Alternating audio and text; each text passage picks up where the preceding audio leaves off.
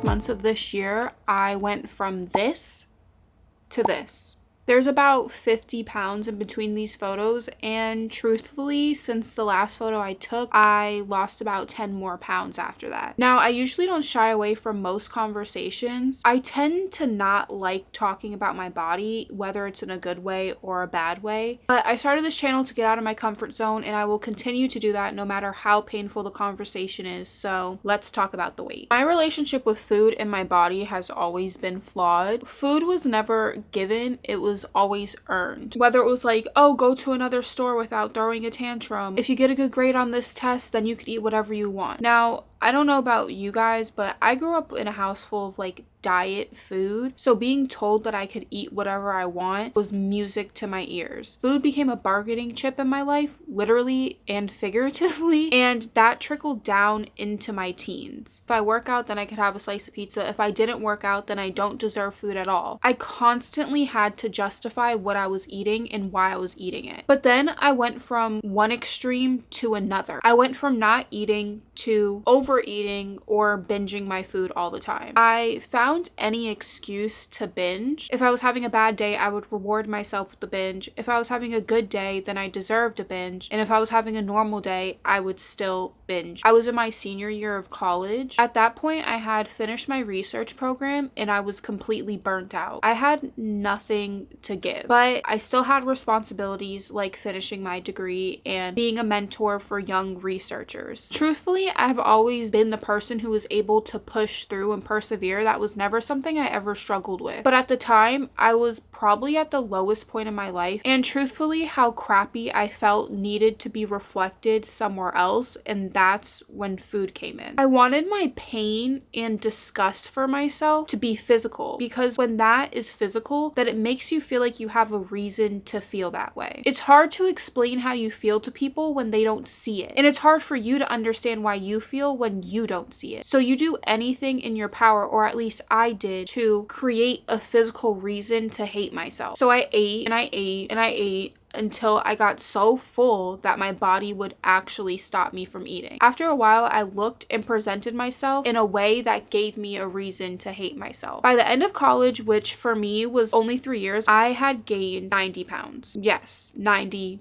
pounds. Every year, consistently gained 30 pounds. So I accomplished what I wanted. I hated myself and now I look the part. Once I finished school, I had a lot more time on my hands. I wanted to use that time to reflect on myself and how I felt. The things I liked, the things that I didn't like, and what I could do to change those things. This was a big transitional point in my life, and I wanted to make the changes necessary to feel like that time off was worth it. But I quickly realized that a lot of my life revolved around food, my weight, and how shitty I felt about myself. I didn't want to leave the house because I was afraid of bumping into people who knew me when I was skinnier. I didn't want to leave the house with people because I didn't want to embarrass them. I was so afraid that leaving the house and being around other people would cause my weight gain to be a topic of conversation. I spent so long not liking myself that the way I felt about myself wasn't a good enough reason for me to create the change that I needed in my life. Truthfully, I used self-hatred as a coping mechanism and an excuse to live a life that I knew I didn't like. For example, I would convince myself, you're already fat, it's gonna take forever to lose the weight, what's the big deal if you have another binge? And that's the excuse I gave myself to not want better for myself. When I knew it was time to change was one morning when I got up, slept for 10 hours. Don't judge me, it was just the beginning of my gap year, so I was just trying to get some rest, but I still felt extremely tired despite the fact that I slept for 10 hours. I felt groggy, I was already out of breath, and I didn't even get up yet. It felt like somebody was squeezing me, like somebody was hugging me hard from behind, and I was just like, let me get out of bed, see how I feel, maybe I'll feel better. I get up to the edge of my bed and I go to stand up and I fall back down. It's like my body couldn't physically hold the weight that I was at anymore. I couldn't get up. I had to try multiple times to get up. I was laying in the bed in a pool of my sweat. I couldn't breathe, and I was only 21 and I felt that way. And that's when I realized realized it was time for me to make change in my life because I can't live like this anymore. My weight gain was now causing physical issues and affecting other health issues that I already had. I suffer from asthma. Gaining weight does not make it easier to breathe. But I also had an issue with constantly getting sick. It was like consistently every month I had the flu, and it was so brutal every time. On top of the fact that I couldn't already breathe because of my asthma, it was just like I didn't have fresh air for like 2 years of my life. And I also had an issue, like for any women who are out there, my periods were brutal. They were extremely heavy, somewhat long, extremely painful, and my depression got really bad the week before my time of the month and during my time of the month. So for 2 weeks out of the month, I was like in a severe depression, and then for a week out of the month, I was in so much pain and bleeding so heavily that I literally could not get out of bed. Now my mental and physical health have both hit a rock bottom. So I did what any sane person would do, and I did the hardest challenge that is currently on the internet, which is 75 hard. Now I'm being dramatic. I didn't think it was the most difficult thing to do. It's very time consuming, but at the time I was in my gap year, so I easily could have done the challenge. 75 hard challenge like gave me a consistent workout routine. You kind of have no choice but to have a consistent workout routine because that's the challenge. You have to work out twice a day for like 3 to 4 months straight with no rest days. The issue is that I started the challenge for my own reason, not to get consistent in working out and not even to lose weight. I really wanted to increase my mobility and stamina. I was running out of breath and breaking out in sweats when I was getting off the bed. So I wanted to be able to do things and move my body and kind of like make up for the time that I didn't take care of my body. There was one big issue with this. The challenge has no rest days, which means that I am constantly pushing myself past my limits every single workout twice a day, and I didn't have any rest. Only the 8 hours of sleep that I got every single night, and that was it. My body completely started to burn out, and it got so bad to the point where I would work out and my body would give out while I was working out, which by the way is really dangerous because if you're lifting weights or doing anything like that and you lose control of any part of your body, you can get seriously hurt. The challenge also gives you a choice of what diet to do, and since weight loss was also a goal of mine, not the main goal of why I did the challenge, but a goal of mine, I did a deficit, a caloric deficit. I was eating a lot of low calorie, high protein foods, which means I was eating a lot of eggs and a lot of like protein shakes, protein bars, protein brownies, protein. I just had a lot of protein and I just didn't feel good. My body was very achy and I was mentally fatigued and physically fatigued. It just like was not working for me. I really pushed through because that's the point of the challenge, but I started to feel like I was missing the point of the challenge and missing the reasoning of the challenge as I got further through it. My diet alongside the intense workouts made me feel worse than when I was at my highest weight. So after 45 days, I quit the 75 hard challenge because despite the fact that I was losing weight during the challenge, I felt worse and I didn't want to feel worse than what I did before. That's why I started this journey. Now, I didn't look at it as a failure. I was able to see what didn't work for me and I got my body used to movement after so long without it. I had to focus on how my body felt and not how my body looked. So I switched my mentality.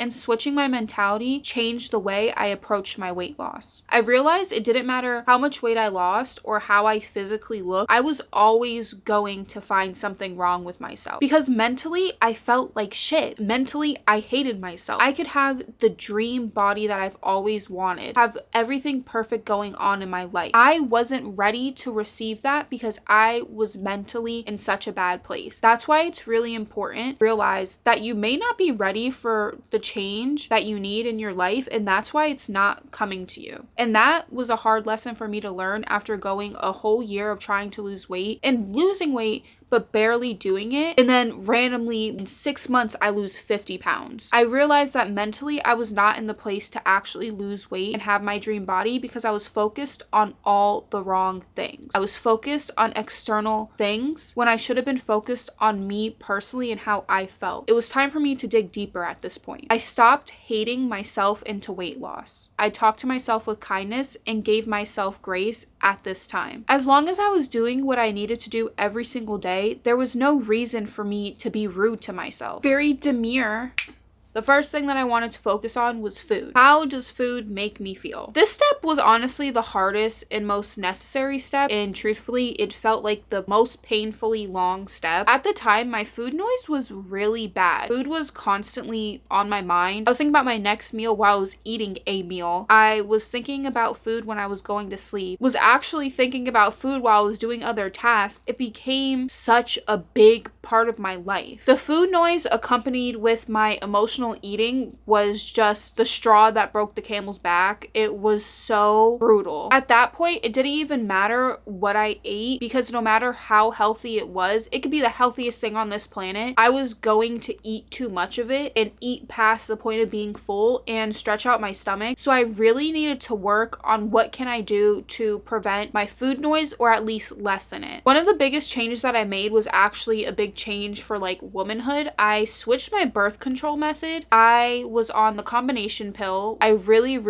wanted to lessen it, because at this point I was thinking about food constantly that I was actually disrupting other aspects of my life, and that becomes a dangerous mix. Now, I'm not saying that birth control causes you to gain weight. What I'm saying is the hormones that are in birth control, in the birth control pill that I was on, which was estrogen and progestin, stop your ovulation, which prevents you from getting pregnant. That also comes with other side effects like food cravings and food noise. Correlation does not always necessarily mean causation, guys. Also, I am not saying to not protect yourself from pregnancy. There are so many birth control methods out there, and you just need to find the one that works for you. Now, I got off the combination pill, but I did not get off birth control altogether. I'm on a long-term non-hormonal method which will stay in my body for the next 11 years, and I will not have to take it out until I'm in my 30s, and then I will make the decision of whether or not I want kids. It's looking like a no for now, but that's why I'm lucky enough to have birth control, because now it is my choice. We love a place that allows you to make choices, and currently we are living in a country that is taking that away from us. So make sure you go out and vote, because your reproductive rights depend on it. So once my food noise actually stopped, my binging started to slow down. I wasn't constantly thinking about food. It wasn't constantly on my mind. I also had better control of my emotions. I don't know if necessarily the birth control pill affected my mental health that much. What I do know is that I spent 24/7 thinking about food, and once that went away, I had more time to focus on myself and my emotions and how I felt and better ways to cope with it. So my mental health did get a lot better. But going from my life revolving around food 24/7 to it completely stopping created issues within itself. When you overeat, you rarely feel good after you eat. Every meal is accompanied with bloating, fatigue, and guilt. I can't remember the last time I had a meal and actually felt good. Truthfully, I didn't even think that was a possibility. I grew up thinking that as long as you don't go for a second plate, what you were eating was healthy. But I didn't realize the quality of food also was just as important as the quantity. My idea of food and what healthy food was so skewed because my relationship with food was so flawed. So I started analyzing the food that I ate, and truthfully analyzing every meal and what made me feel good and what made me not feel good. It took about a year of my life, I would say. I would be lying if I said that it didn't take somewhat of a mental toll. I really just wanted to eat food and feel good, and I was constantly doing experiments with what food made me feel good and what food made me feel bad. It started to make food feel like a chore, but it was also such a necessary process in figuring out what works with my body. It's just the transition of it was very daunting on my mental health. And I want to be honest with you guys, because I feel like nobody needs another person lying about how they lost weight. What I realized is typical diet food just didn't make me feel good. And I'm talking about like the highly processed foods, which is like the protein shakes, the protein bars. So the typical diet food made me feel like shit, and it also prevented me from taking shits. I was so constipated every time I consumed like a protein shake or a protein bar. I felt like I didn't shit for like months. So I started to focus on food groups more than I focused on calories. I wanted to see what food groups were causing me to feel so fatigued and bloated and constipated. For a short period of time, I actually did stop counting calories during my weight loss journey. And I know that's like such a shocking thing. That later turned into me completely stopping counting calories and just focusing on food groups. I'm at the point where I'd rather get protein from actual food and not from things like protein shakes. I was okay with that, even if that meant increasing my calorie intake. I noticed that I consumed a lot of protein, but very, very little fiber. But having such little fiber is what made me feel so bloated and constipated, and that's why it was so important for me to focus on food groups. So if I wanted to eat more protein, I had to then eat more fiber. So if I have 1 part protein, I'll have 2 parts fiber. In school, I actually learned how important the microbiome is. It's so weird to say that word with other words, but the health of it is very, very important, and it's very important to feed it things like fermented foods and other bacteria. There's also a lot of benefits of keeping your microbiome healthy. More specifically, immunity. I was having an issue with getting sick every single month, and I really, really, really needed to figure out a way to prevent that. So I have a lot of fermented food to help with that, and I honestly can't even remember the last time I got sick. It also helps a lot with digestion. So I have bowel movements. My bowels be moving. I am pescatarian. Specifically, I don't eat things like red meat, so I don't get iron that you typically get from eating meats like that. So healthy fats is really important to help increase my iron. I am able to get up and not see stars and fall back down because I'm so lightheaded from having no iron in my body. Things like avocados, like oily fish, oils, things like that help a lot with getting your iron intake in. Also, eggs have a lot of iron in them too if you consume the yolk. I'm not an egg white girly. I'm just gonna put on the screen how I prioritize my food groups just so you could see and get more of an idea of how I separate my meals into parts, and you can try it out for yourself and see if it works for you. Now it's time to focus on my body movement and my physical health, so this is a workout routine that I decided to do. Now, when it came to approaching what workout routine I wanted, there were 3 things that were really important to me. 1, my mental health. 2, my heart health. And then 3,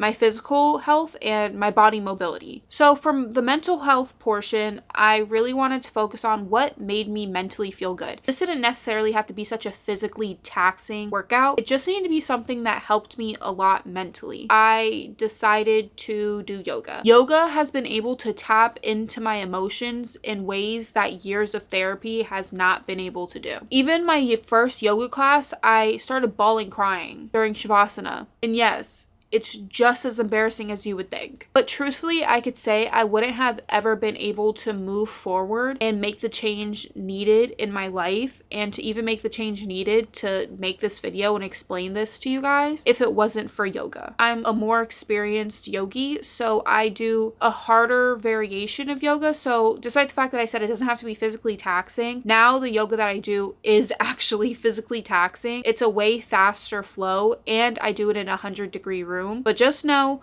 I didn't start off that way. I started off doing foundation yoga in a way colder room. So don't worry, you don't have to be at the point that I'm at now. It took about 2 years for me to get to this point. But I do yoga about 3 to 4 times a week, depending on whether or not I'm taking 1 or 2 rest days that week. So for heart health, it's really important to do things that get your heart pumping. Walking was what I was doing for the whole beginning half of my weight loss journey. It was good for me at that point. I needed something that got my heart pumping a little bit more, and you could do running. You could just go from walking to running. Personally, I didn't necessarily want to run. I wanted to do something at the gym since my classes were at the gym, and there are 1,000,001 cardio machines. You could use any of them. Truthfully, you just have to find what works for you. I know that on TikTok, the Stairmaster challenge or trend is very big. I don't want to do that. I hate the Stairmaster, and the reason why I hate the Stairmaster is not because it's physically hard. That's actually like the best part of it for me. The issue is like my fear of falling off is just too much, to the point where I can't actually even enjoy my cardio. Like, me and stairs, we've never clicked. Okay, you could ask any one of my family members. I used to fall walking up the stairs, and it would always confuse everyone how the walking up part is what got to me, not the walking down like most people. I would constantly fall. The Stairmaster was out. I needed something that got my heart pumping, but also I needed something that was comfortable enough for me to do for long periods of time. Like, I personally love doing cardio, and I love doing it for like an hour while listening to music and daydreaming. That's what fuels my soul, and I needed to do that comfortably. So I use this elliptical stepper machine. I don't know exactly what it's called. On the Apple Watch, it shows up as elliptical. It's truthfully one of the best machines that I've ever used in my life. It gets my heart pumping just like the Stairmaster without the fear of falling. And if that doesn't motivate you enough, Megan Thee Stallion, yes, the Stallion, has used it in multiple workout videos that she posted on TikTok. Don't ask me why I know that. Truthfully, I am no better than any man at this point. So when it comes to this stepper machine, I do this for about an hour before or after my yoga and my Pilates classes. I would say I do this 4 times a week. On average, I burn about 620 calories within an hour, so it definitely gets your heart pumping. It's not too difficult. It's actually very easy on the knees too if you have bad knees. For me, it's like a win-win. There's not really many negatives to it besides the fact that you're dripping in sweat. Now, when it comes to physical health and body mobility, most people will do weight training. That's what helps build muscle. Here's the thing with weight training. It is so boring to me. I hate weight training. I needed to find something that replaced weight training because I still needed to build muscle on my body. Since I do hot yoga at my gym, they also have a hot Pilates mat class. I decided to sign up for that and it took 1 class and I was completely hooked. Pilates works every single muscle in your body, even like the little ones that your brain seems to have forgotten about. That's what Pilates does. It is not for the weak, truthfully. These girls who are posting videos on TikTok, look up hot Pilates mat and you see them dripping in sweat and you might think it's fake. It's not. They are genuinely sweating that much. I've been doing it for months. I still have yet to get used to the intensity of the class. And honestly, if you're someone who's like, oh, abs is just a foreign thing to me, I'll never have abs ever, trust and believe Pilates will give you abs. I've been doing it consistently for, I would say, about 3 to 4 months. I have my little obliques poking out, and girl, don't even get me started on my ass. It looks so plump and round that you could just pluck it off of my nice little petite body. And it also gets my heart pumping because personally I do it in a 100-degree room. Same thing with my hot yoga class. But you could do a Pilates video on YouTube. I still do Pilates videos on YouTube and use those in between my workout classes. Those are just as ass kicking as any Pilates class that I've been to. So you don't actually have to go to the gym to actually get a good Pilates workout in. I do Pilates 4 to 5 times a week. Now, I want to make this clear. Losing weight did not get rid of all of my problems. With new changes comes new struggles, whether that's mental, physical, or spiritual. I gained and lost a lot of weight. And with that comes loose skin. Yes, the conversation of loose skin. I feel like most weight loss videos don't talk about like the struggle of loose skin. I know loose skin is a reason why a lot of people don't want to lose weight. I currently have arms that could fly me across the world, boobs that are a public safety hazard if I don't have them strapped down, and inner thighs that rub together more than firewood. But I also have obliques that you could wash the dirtiest shirt on, quads that could easily break any watermelon, and biceps that could lift even the wildest of dreams. Okay, I am the strongest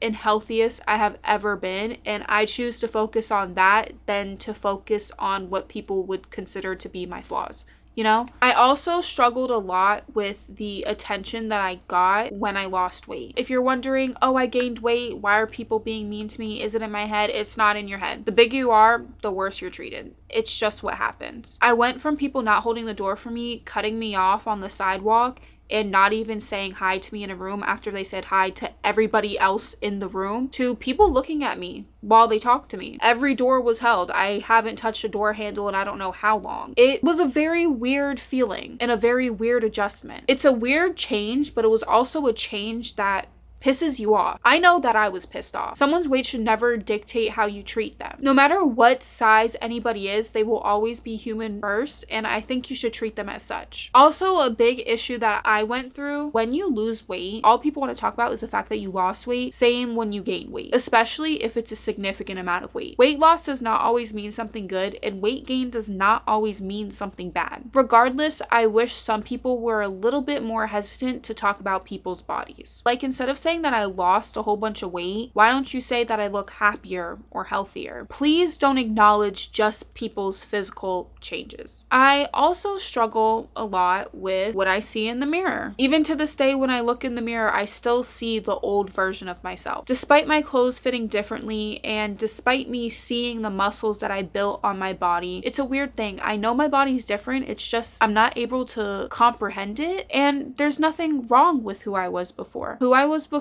wanted to change, and who I am now is the result of that change. I feel like sometimes I'm going to cry. This is not fun anymore. I feel like sometimes I'm doing a disservice to my older self by not acknowledging how far I've come. She worked so hard for this, and sometimes I look in the mirror and feel like the sacrifices that she made was for nothing. I know sometimes when I make these videos, it seems like I have it all together, but I have my battles that I deal with every single day. I just try to push through them and not let a bad day turn into a bad week. I'm proud of the person that I am now, but I'm prouder of the person who I used to be. When people see the previous version of me, they think she's weak. She couldn't control herself. She was lazy. But that's just not the case. That version of me had nothing to look forward to. And despite that, she still got up and got one of the hardest degrees you could get. She got up and admitted to herself that she wanted more from life and admitted that she needed a break in order to get that. She got up and admitted she needed to change. She got up, and that version of me deserves way more praise than I do. I hope that one day you'll be able to look at yourself in that way too. Every version of you is worthy of love and grace, and every version of you has the strength needed to push you forward. You will never be able to hate yourself into your dream body. So take care of yourselves and give yourself grace, because every version of you needs it.